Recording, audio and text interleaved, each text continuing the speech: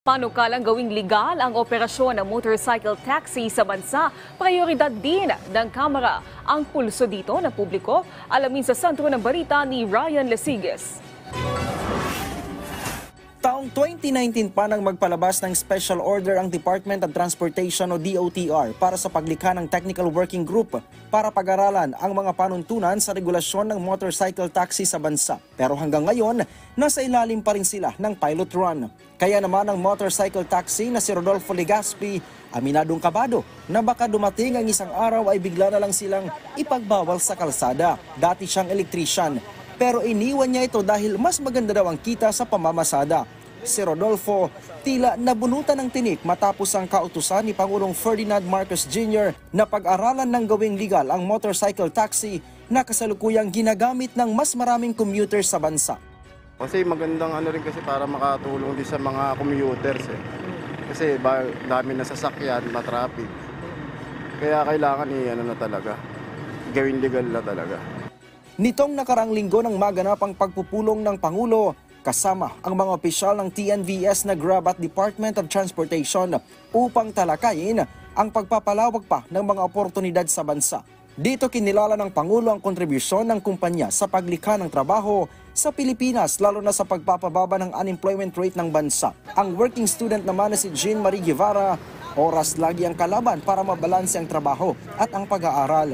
Kung kaya't kahit mas mahal sa jeep ang motor taxi lagi ang kanyang takbuhan. Less hassle po kasi. And ayun nga po mas convenient. Kasi po parang waste of time if mag-commute ka pa. Yung commute po talaga sasakay sa jeep, gano'n. Yun po kasi mas mahal, pero yung time kasi na mako-consume, mas less. Sabi pa ni Jean, panahon na para gawing legal ang motor taxi sa bansa. For me po, good thing.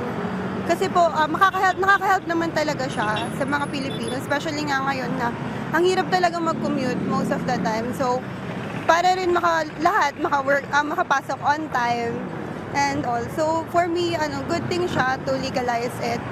Suportado naman ang CEO ng angkas na si George Royeca ang nais ni Pangulong Marcos.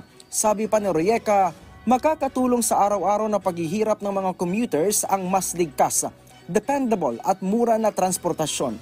We're very happy. We've been fighting for legalization for motorcycle taxis for the last 7 years, more than 7 years. So this is a very welcome development, and we definitely support finally the legalization of motorcycle taxis in the country. Makakatulong talaga ito. Si House Speaker Martin Romualdez sinabing bibigyang prioridad na rin ng Kamara ang pagsasabata sa panukalang nagtutulak na gawin ng legal ang operasyon ng mga motorcycle taxi sa bansa. Aniya, malaki ang naitutulong ng motorcycle taxi sa ating lipunan, kaya't panahon na para opisyal itong kilalanin at mabigyan ng sapat na regulasyon. Ryan Lesiges para sa Pambansang TV sa Bagong Pilipinas.